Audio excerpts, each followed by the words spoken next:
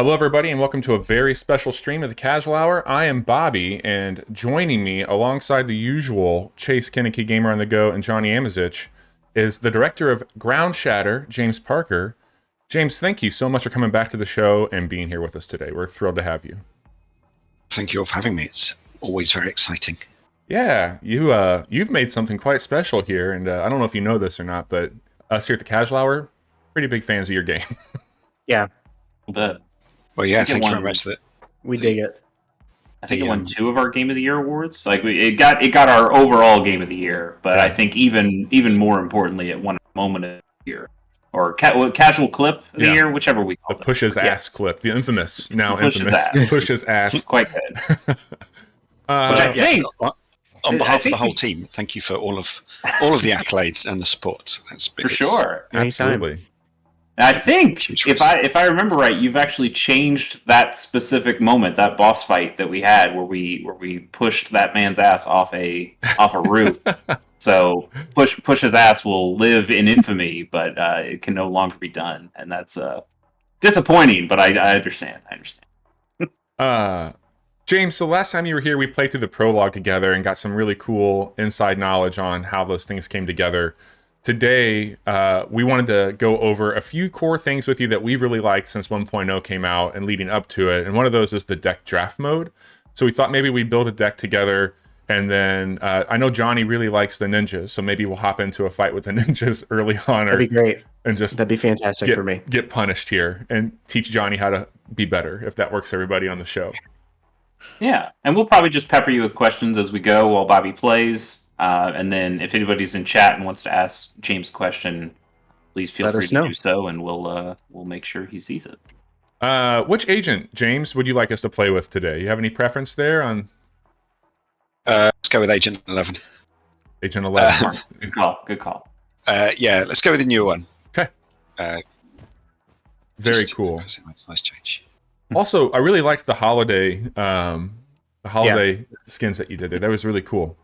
The temporary hats and scarves. Mhm. Yeah, it was just a nice little, because we were coming out in early December. It was nice to have a little extra something for people who were playing over. I over felt the much Christmas more period. festive as I was slamming people's faces in the walls. It's a real spirit. I gotta say, Fast Learner seems like a pretty good thing to grab early on. All purchase cards are automatically upgraded. Maybe. Yeah, I think especially if if we're jumping in later in the game, then that will Help out. certainly help. Help balance things a little.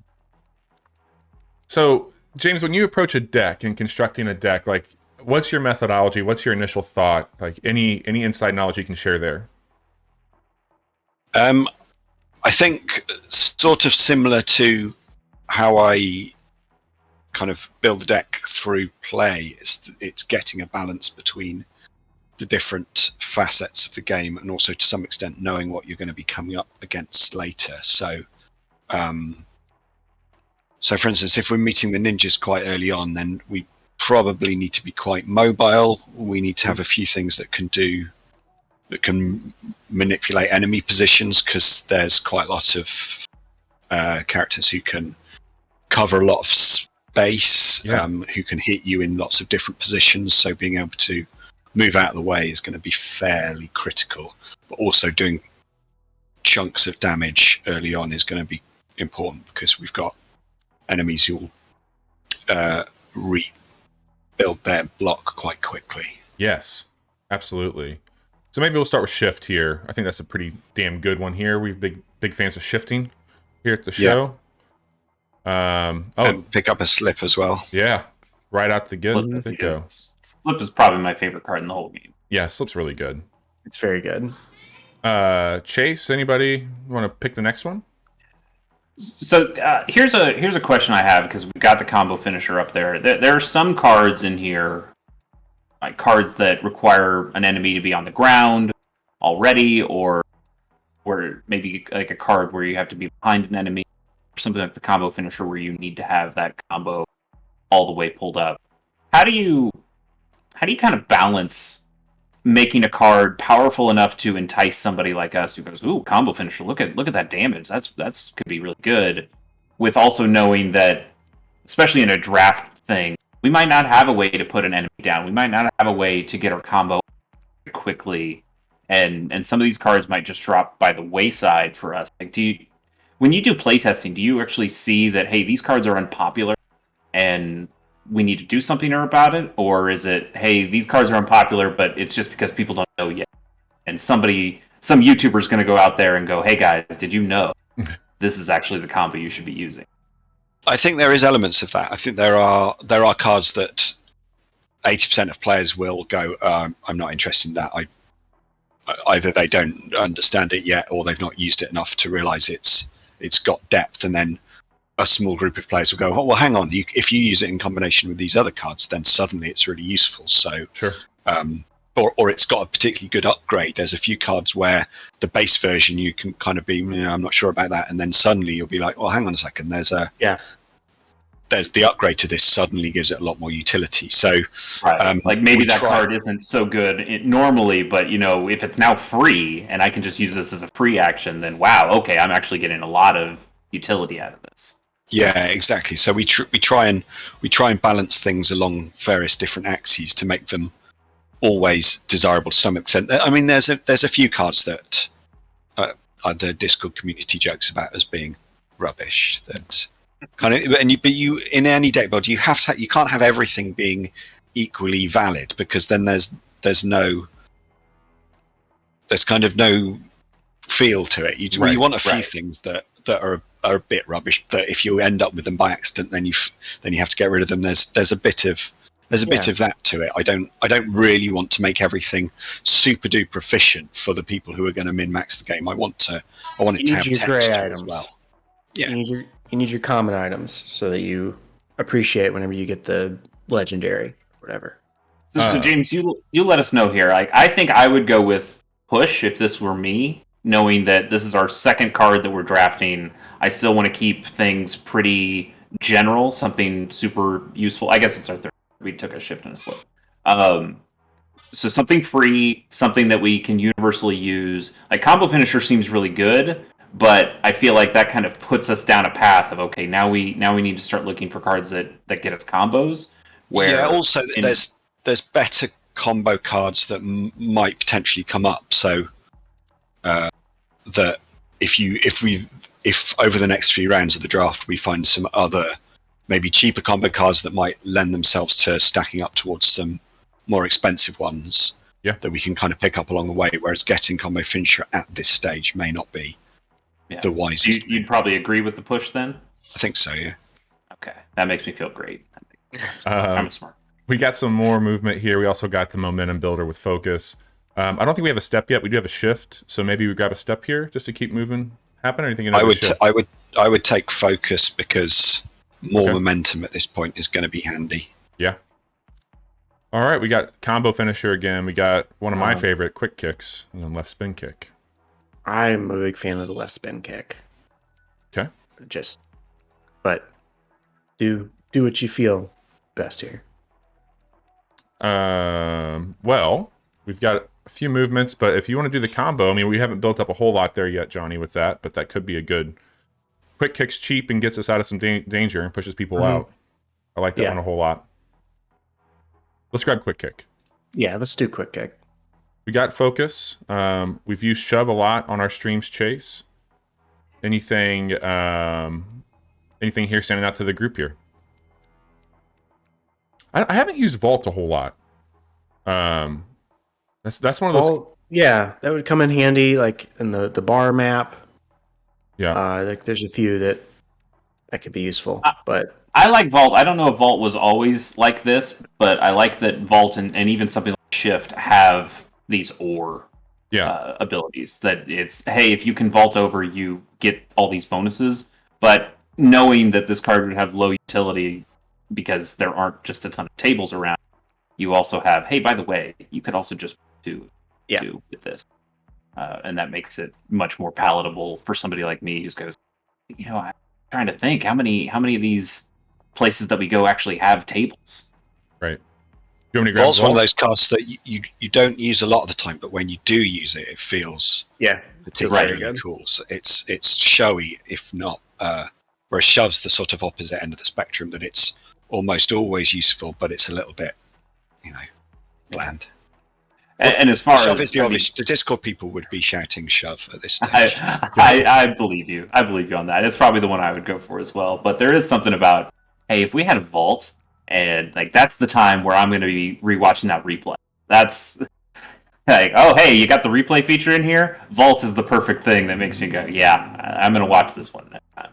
James, I do have a quick question as we're moving through the cards here. Just the overall creation of your cards. Is this something that you like have a spreadsheet of columns that you're filling data in first when you're coming up conceptually of like what the card will be?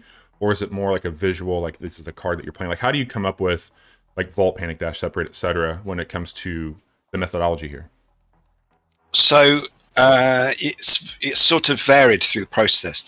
There's been some things that are incredibly kind of obvious that you need in any deck builder, and then the layer on top of the movement requires another set of things from the game. So there's sort of natural consequences of the mechanics that just kind of seep into the game, and then there's another strata of cards that has been kind of cool moves that we want to put in the game, and then working backwards from how it looks and how it's going to kind of appear to players, and then working out what that's going to mean in the ability data, kind of how it's going to actually work as a thing in game. Like the flash kick is a thing that we wanted to have in the game because it looks cool, right? But also it's one of few cards that lets you do an attack and move out of range potentially with the same movement. So there's places like that where the two kind of nicely mesh together. And then when, for example, we added the dodge mechanic, then that there was a whole set of things where we had the basic dodge, which just adds the thing, and then there's ones that combine dodge and attack and dodge and block and dodge and move. So you kind of fill it out in that way as well. So there's a range of different kind of approaches that we take when we're adding new That's awesome. content that comes from all the different directions. Very cool.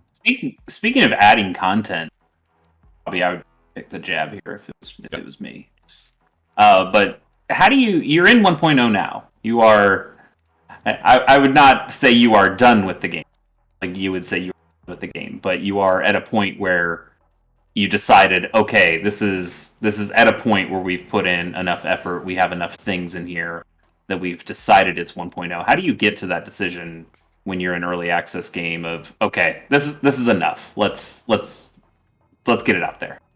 Yeah, that's a really good question. I think we had various different goals, and this was kind of us as a team as well as talking to Paul at Mode 7 and kind of the publishing side of things, that we wanted to hit a quality bar in terms of how people were responding to the game kind of in early access, and we wanted that to start high and get even higher throughout the early access process. So there was a matter of making sure that we cleared down as many of the bugs as we possibly could, and then there was a sort of necessity for the content to be and feel complete. And the old version of the final mission that we had, which was a mishmash of all the content from the game, was kind of fun and challenging, but it didn't feel like sort of how a game should end. So for the new final mission, we wanted it to be specific content. We wanted to have a few extra features and the enemies to behave in different ways, so it felt like a boss level. So that was sort of the last major bit of content to go in, and then just getting the cards up to scratch and doing a big balance pass on everything in the game. So we had these various different parts of the game that all needed to be hitting their marks at the same time, and then I guess in sort of October we looked at it and went, I think we collectively thought that if we really pushed it, we could get it out by December, and with all of those things ready. Wow. and up to scratch. And I think, and luckily that's what happened. I think people have responded to it really well. Definitely. That's great. Yeah, for sure. I got one quick question here. We talk about the Jade Staff. Do we hop right into the Jade Staff, or do we try and get there from the insiders? What do you all think? Let's hop right in. I'd say go straight in because the Insiders takes A while. time, Yeah. Yeah. and we might die immediately. So Always fun. Even better. So I didn't encounter the ninjas for the first time in the Jade Staff. I was in the Insiders. I was having a really great run. I was like, I'm doing great. I bet I can make it to the end. And then I landed on a question mark on the map, and all these ninjas showed up and just ruined my day. Yeah. I'm very sorry about that. It's fine. I kind of loved it because, it threw me in a completely unexpected scenario, and I had to test like how good is this deck that I've actually built for myself. Am I able to complete this? And the answer is no, I wasn't. Yeah, I mean, I can't remember what part of the roadmap, but there was a pretty big change to the Jade Staff, right?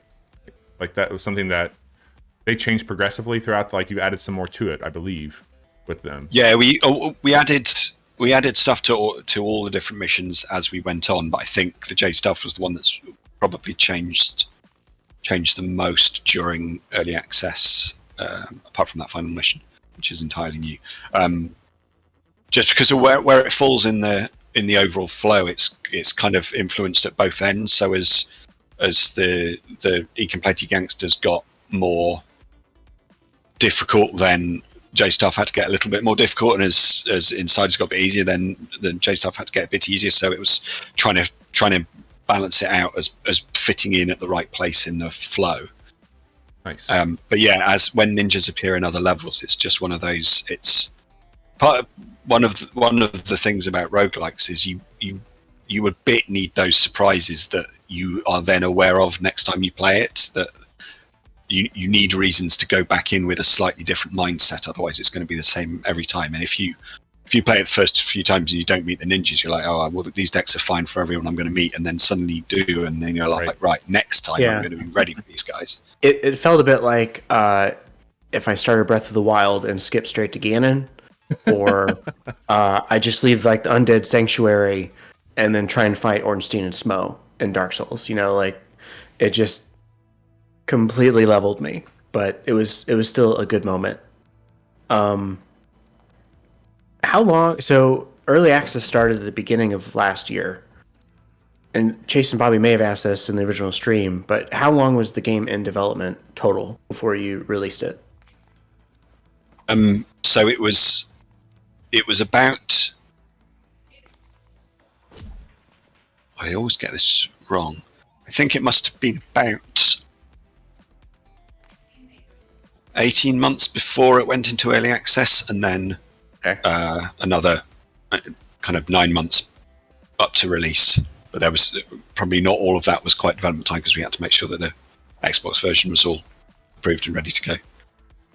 Yeah, how was that for you? Like, was it difficult to be looking at two platforms the entire time of the way with this, or was that something that felt pretty natural in your development cycle? Well, it's always quite difficult, but we've done it before, and it's sort of nice to be doing two platforms rather than four. So in a way, that was a blessing. But yeah, we had the opportunity to launch the game preview version on Xbox for the launch of the Xbox Series S and X, and that was a really nice thing to be asked to do, and quite a challenge because we weren't given very long to do it. But we got sent kits, we tried it out, we were able to do it, and that was a nice sort of feather in the cap to have. So yeah, it was. There's always extra things to think about when you're doing multiple platforms at the same time, and there are practical considerations. But actually, the Xbox is a nice platform to work on, and it's relatively straightforward in lots of areas. So, and actually, because we have traditionally been a console-focused studio, it meant that things like having controller support was done anyway. Right. That we made sure that was working early doors. So having Xbox as a genuine launch platform with its own controller support straight away was kind of helped us prove that, and then we could go through the game preview process on Xbox and kind of refine that as we went. Yeah, That's awesome. like speaking of controller support, how does it feel like this game and a lot of these roguelike deck builders that Bobby and I have played, they feel great with mouse and keyboard. It's easy to mouse over some cards, see the tooltip text there, to just drag cards where you need them to go. Controllers don't always give you that sort of precision or that sort of ability to just kind of hover. How, and I know I've complained to Bobby about multiple roguelike deck builders. We've got a game like what was it, Bobby? Banner of Ruin? Banners of Ruin? Banners of Ruin I just played. That feels pretty great on PC, and I tried playing it on Switch, and I go, man, it's just there's something about this that isn't that feels clunkier than it needs to be. A game like Griftlands was pretty similar, and I usually love the stuff that those guys do, and I just for whatever reason had trouble with. But something like Monster Train felt great on the Switch and felt great with the controller. How do you kind of balance around, or how do you translate those controls from PC to controller in a game genre that feels like it's meant to be played with a keyboard?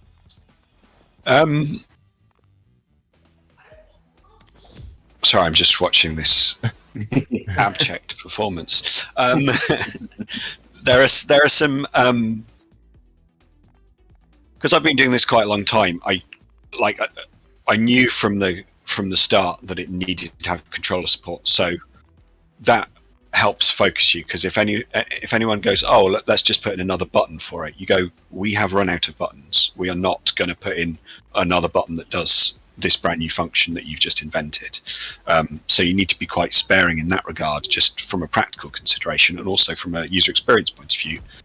Just adding in more controls doesn't actually make the game any easier to understand or any better. So coming at it with the right mindset and understanding the impact of any of those changes on how you play the game is quite important.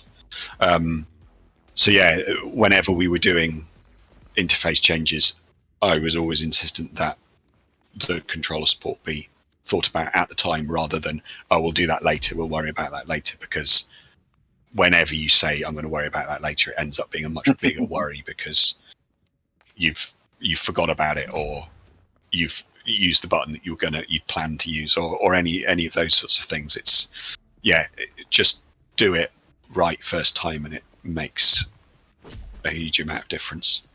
And there's things that I'd like to do to improve mouse and keyboard play, like there's not hotkeys for the cards, which a lot of people have asked for, which is a nice accessibility thing. And there's some reasons we don't do that are really practical, and others to do with kind of timescales and things. So I would at some point like to resolve those and make it more accessible or easier for players who just want to play just on keyboard or just on mouse. And so yeah, there's always new things that you can do to improve the game for players, regardless of kind of platform or control scheme. Yeah. Speaking of platforms, we have a question from the chat here, and I guess it's technically a new platform, but I imagine it doesn't really change things for you all that. The Steam Deck that's coming out this year. The whole point of that thing is it's basically just a handheld PC. How do you see the Steam Deck, and how do you see it working with Spaces? Yeah, I'm really excited to try it. I've not been lucky enough to get sent one yet, but I'm hoping that will change soon.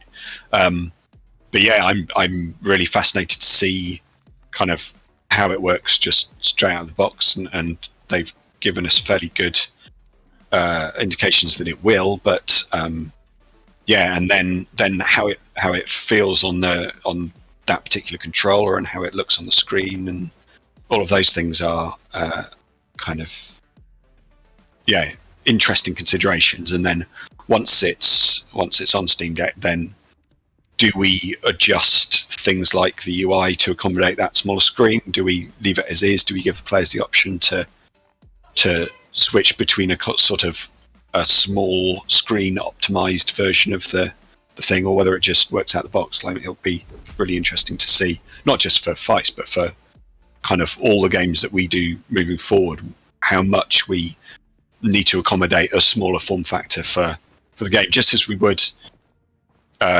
players playing on different size screens, different aspect ratios, and all of those things you have to worry about when you're doing a PC title. That was sloppy. Hey, Bobby, you made it. By my way. What? No. But we did all right. It's easier when Chase isn't in your ear telling you what to do. You might not do things right, but it's easier. I do have a question, James. So when you came to the concept of fights in tight spaces, did it start off like, hey, I want to set out and do a roguelike deck builder, or was it more of like, I want to pay homage to some of these great grandiose moments in cinema and the fight sequences that we liked? Like, what came first for you? Was it the concept of the gameplay, or the concept of like the game style, I should say?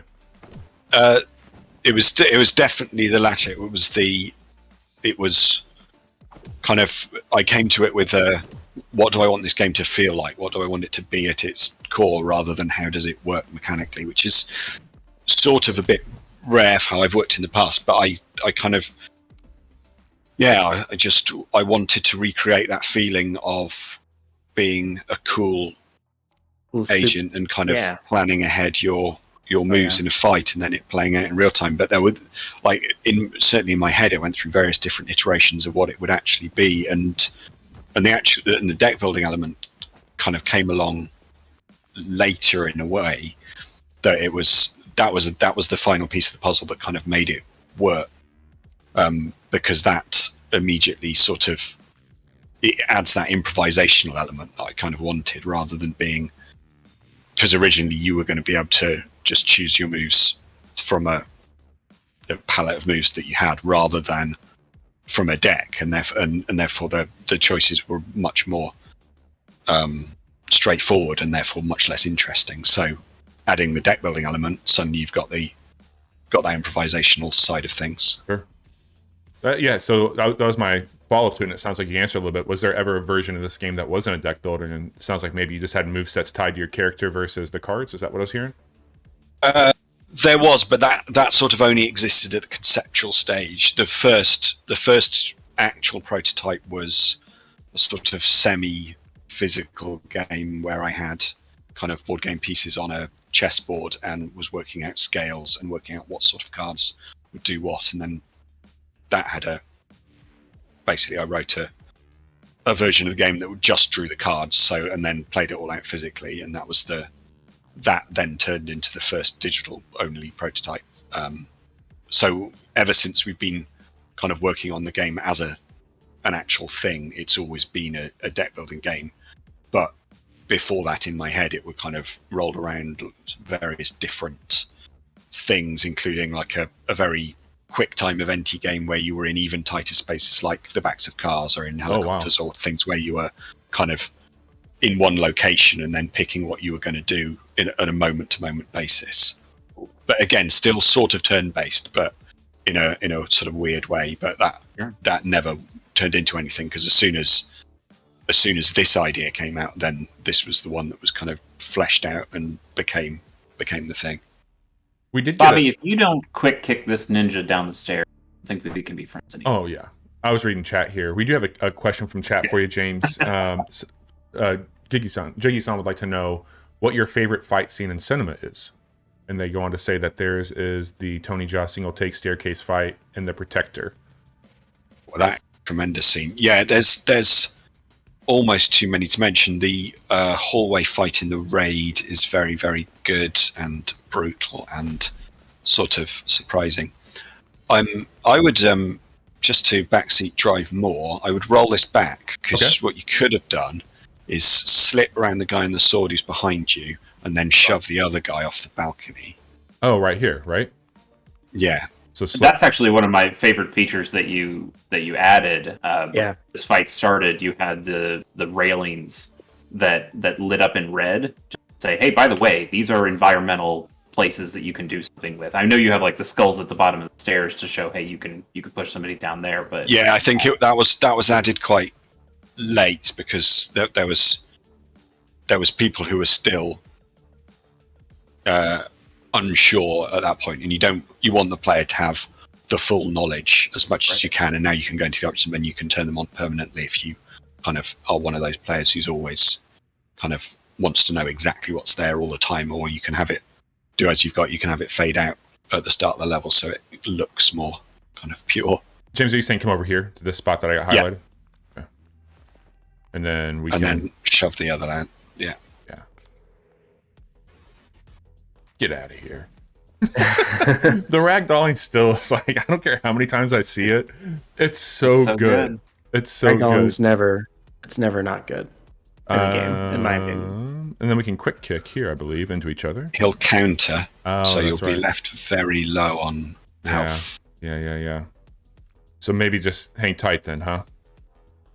Yeah. James, you did mention, having the feeling of the like wanting to recapture the cinema with fights before you got into the mechanics as much. And you mentioned that was kind of not your usual process, but I look at something like the Rico games, which also feel very much like let's do some very cool, interesting cinema style stuff, and let's bring it more into a game place with the ability to do the slow motion, some of that stuff. So I feel like there is still some DNA of wanting to be very cinematic with. Oh yeah, absolutely. I think that's sort of ingrained in all the games that we've done at Ground Shatter, is that I want to make stuff where you feel cool, and that's, to me, cool is often shooting people and kicking them in a cinematic way, but not in real life. Let's see. So yeah, so the Rico games sort of came out of me wanting to make a homage to Virtua Cop, but an on-rails shooter doesn't sort of make any sense these days. So it was taking the things that made Virtua Cop fun and interesting, and then putting that in a more kind of, I guess for us, traditional first-person shooter setting. Man, that was a time and a place for video games. Absolutely. The Aerosmith game. Anyone else ever play that? Yeah. Revolution X. Oh yeah. Exactly. That was at the hockey rink by my house. And rather than go skating, I would always play that game while I was there. So, James, I was curious. You did early access for this game.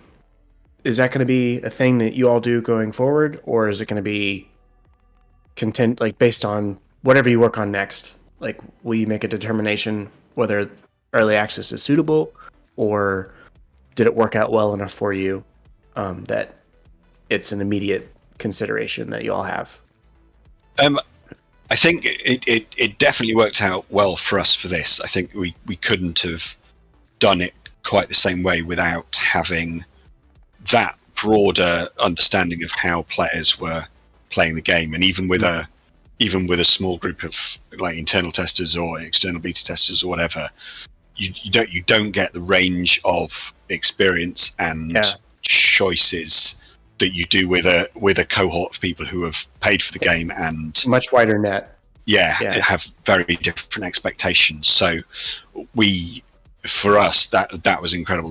That meant we could have people reporting bugs to us kind of in real time as they encountered them, things that we would never find the way we play the game. Kind of you sometimes you fall into these patterns of playing the game in certain ways when you're developing them, whereas other players will do completely brand new unexpected things, and they'll be the ones who discover bugs in a way that even a really dedicated QA team couldn't necessarily, because the range of combinations that you have in a game where you have 200 different cards, your placements are always different. The combinations you're going to get run into the millions. So just having enough people to discover those things, and then also give kind of qualitative feedback and say what they enjoy and what they don't enjoy compared to kind of other games in the genre, or what their expectations were of the game. And I think that those were all really important things when it came to to balancing the game towards full release. I think whether we do it again would really be dependent on the nature of the game. I think there's certain things where the element of surprise is really important when a game comes out. Sorry, Bobby, roll that back. You had a chance. You could slip to the other side of him and then push off that railing. What do we do here, So Chase? do what you did before. Shove him to the right. And now can you... slip up and push. Yeah. Slip up and push, yeah. Yeah. Good call. There you go. See, I'm helpful sometimes. Yes. What if any thought have you given to what your next project will be? Because like looking at like Rico and then going to this, while like as Chase was saying, like very like cinematic, cool guy vibes, but they seem like very different games. So is there like a genre that you are wanting to tackle or are giving thought to? I know you guys just released 1.0, so I don't know. Yeah, it's kind of early days for new things. We want to keep supporting fights with more content potentially, and certainly. And we're very happy for that. Yeah. And Rico as well. I mean, Rico London came out in September, I believe, and then got a Switch port in December. So you guys have been busy. How do you actually balance making 2 games at once? With some difficulty. That's not something I see a lot with indie developers. It seems that usually they focus on one game and get it out there and then start. You guys have multiple. Yeah, so it wasn't. It was, being totally honest, it was never quite the intention to do the 2 games at exactly the same time, but kind of a combination of factors meant they overlapped a lot more than we'd intended. So yeah, it was a matter of kind of balancing our time between the 2 things and making sensible project management decisions, hiring new people to kind of fill in the gaps. And it was. I would definitely do things differently in future, but it was really nice to revisit the world of Rico and do some different things with that.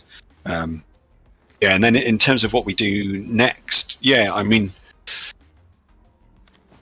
it's kind of too early to say. We've got lots of ideas. Things came out of doing this process that I'd like to try out, and then it's nice. It's been nice to have a bit of a break over Christmas and kind of have a little think about what I'd like to work on, what the team would like to work on, and those kinds of things.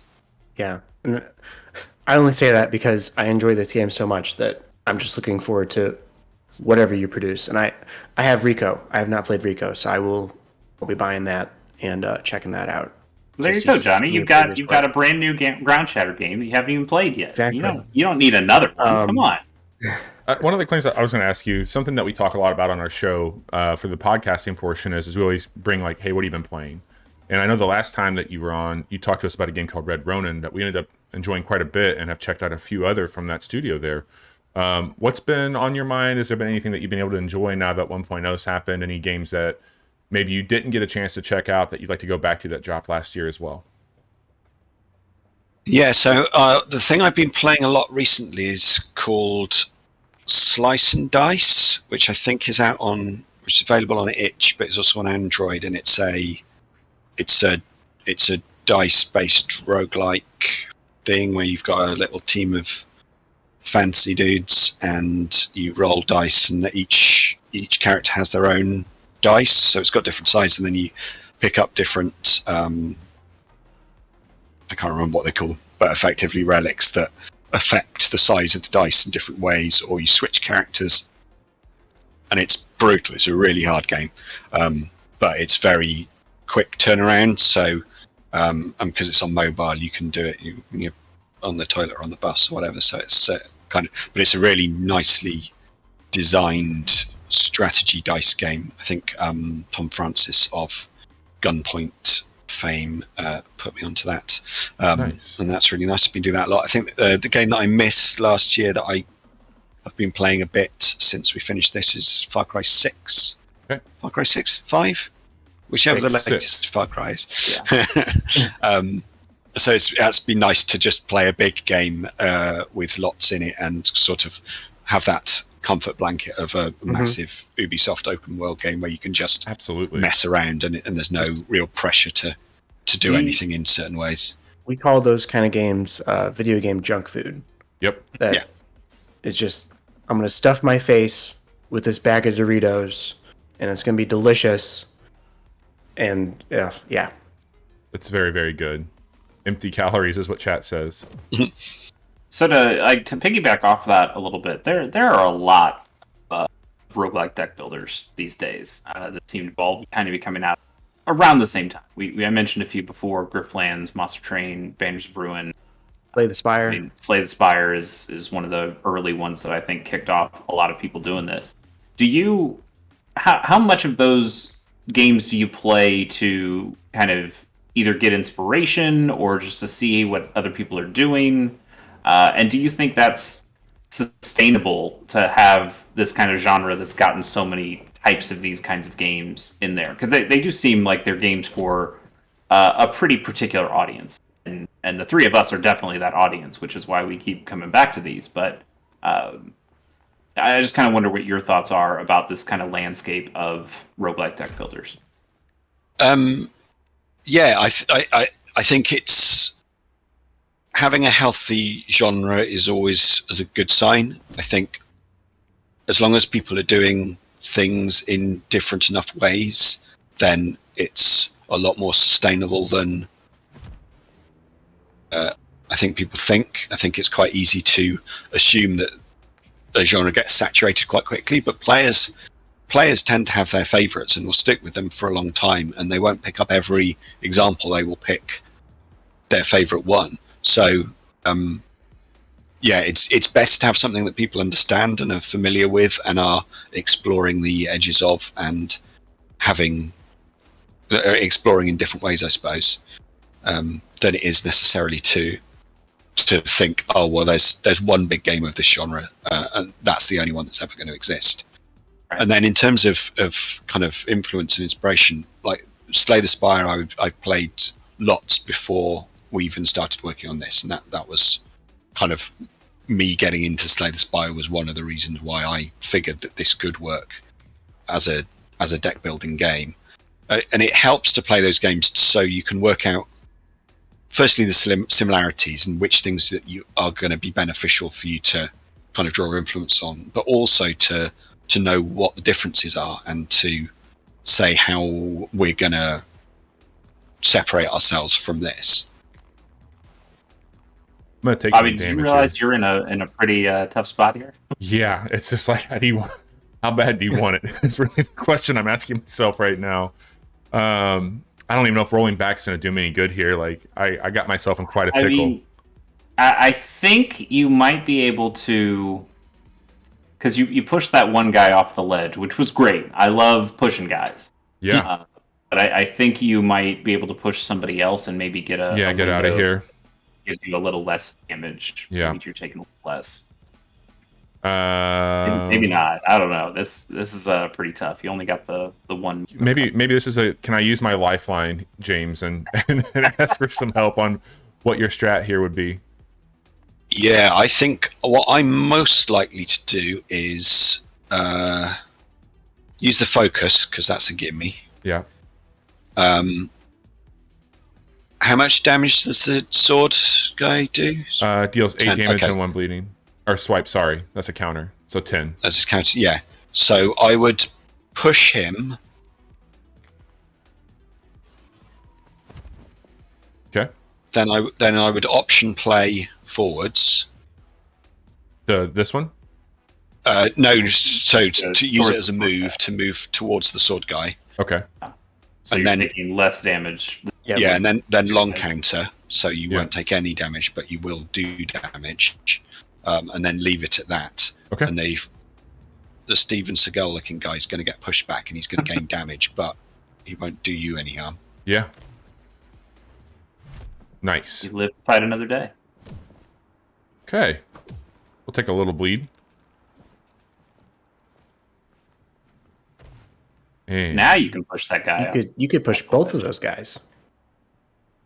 Yeah. Potentially. That's true. Johnny, you speak some true words here. Thanks for the coaching tips there, James. Helped out. Bye, Raiden. But yeah, see you next fall. Like, how many? Am I the only one that you've encountered that, like, if I'm by myself, even like if we're not on stream, if I'm playing by myself, like I talk so much shit to the people in this game. Like, I just talk mad shit. Like, Yeah, because it makes you feel like a badass. oh man. So let's get up here and get rid of this guy if we can. One more roguelike deck builder I'm a little interested in. What are your thoughts, or have you played Inscription? Because that seems to be the hot one that people are talking quite a bit about. Oh these shit! days. Didn't even see that. Yep. It definitely is. But because it came out in like right in our launch window. Right. I didn't get around to it at the time, but I definitely should now. Also, I'm a massive scaredy cat, so So it's You're not- everyone among was like, friends. "Oh, it's like Eternal Darkness," which was a game that absolutely ruined me when playing on GameCube years ago, and I don't know if I'm Man, it's emotionally available enough to play that game without. it's crying. definitely moody, but because I'm a coward. Like I can't play Resident Evil games, any horror game. I have to avoid like the plague. But Inscription, it's more Hold that tense. thought. Yeah. Oh, roll back. You need to be pushing the big guy off, and you've got the tools to do it. Okay. So push him, move towards him, then quick kick him, Oh yeah. then yeah, move yeah. out of the way. Very nice. Yeah, I mean, so Bobby and I have played Inscription a couple times on our Monday streams, and it's. Yeah. I don't think it's that scary. At least the part that we've done, this what people are calling the Act 1. We haven't gotten to what apparently is the Act 2 and Act 3, where maybe some more elements of horror come in.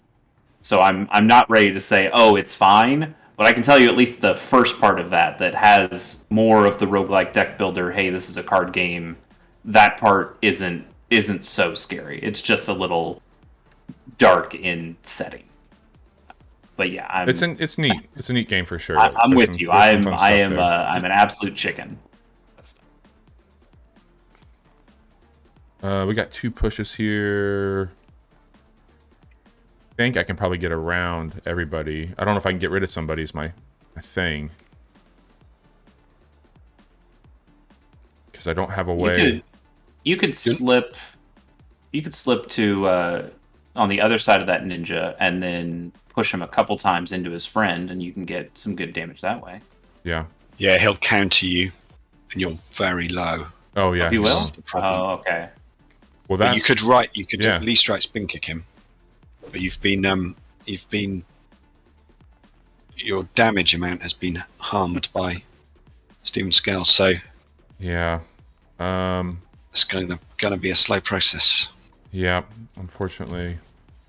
Well, he's bleeding a little bit now. We got that. Helps when his friends kill him, though. Yeah, once you use them against each other, you should be into a good position. So, yeah, if you shove one of them now, so he's going to hit whichever one's got the most health or least health, depending on what you want to do. Can I shove him Then you out can- there? Yes, You could do that. even Sure. quicker. You could panic dash. Or no, and you can quick kick Yeah. him, and you won't. Oh, sure, suffer yeah, a counter. even better. Yeah. And Perfect. you can hammer fist as well because it doesn't advance. so- Beautiful. You know what? We're not out of the fight, but we're doing okay, all things considered. Oh my James, god. do you have a favorite card in the game, or is it too hard to pick just one? It's a bit too contextual, really. Right. I think there's a few nice cards that are like visually nice, but I like some of the subtle things. I like the fact that if you quick kick in different directions, it does a different animation rather than turning around first. Mhm. Just the things that don't actually make any difference to the gameplay, but do make a difference to how it feels. Absolutely. So if I shove him over here. And if I option play here, There you go. And then let's get a quick good view of this here. Uh-huh. Take a seat. Hey. Boy, bye. Well, I want to be respectful of everybody's time today. I know Johnny has a very special date after this to get Dot their new pug for the household. So congratulations, Johnny, on the new addition. And James, I know that you've had a long work day as well, and we want to be respectful of your time, of course. So I don't know if you want to keep going, if we want to wrap up, or how everybody's feeling, but I'm happy to be supportive of everybody's plans for today as well.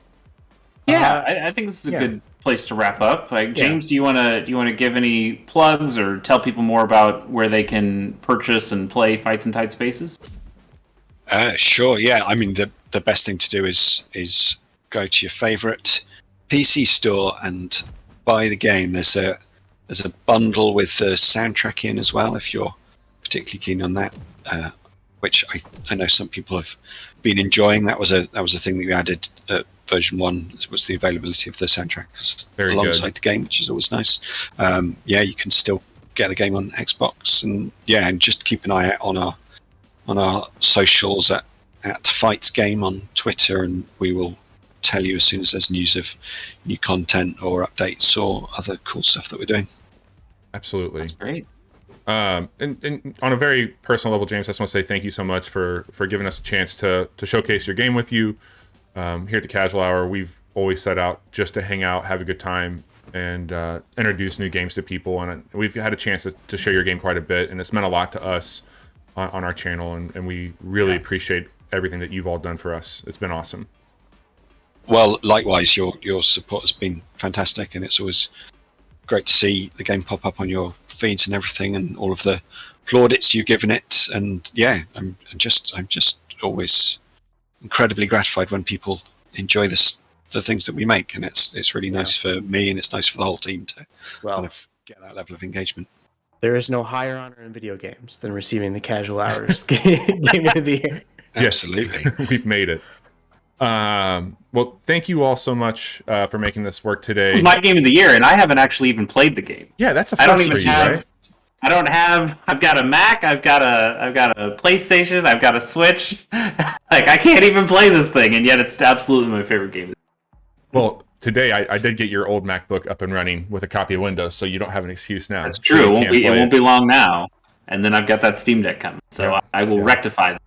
Me too. I will get my hands and play Fights in Tight Spaces finally. If you get it before me, then you'll have to let me know how it runs. Yeah, absolutely, we'll do. It's probably going to be one of the first games I play on mine. Yeah, honestly, same. Definitely be the first game. Yeah, we'll probably do a fun little stream focused on that technology and your game again whenever we get our hands on those. But we'll keep you posted. And the Discord also for the game has a really awesome community. A lot of great people there doing some fun stuff with the game also. So if you can support there, that'd be great. And Johnny and Chase, thanks again for going on this with me and letting us do the streams this year. It's been a ton of fun.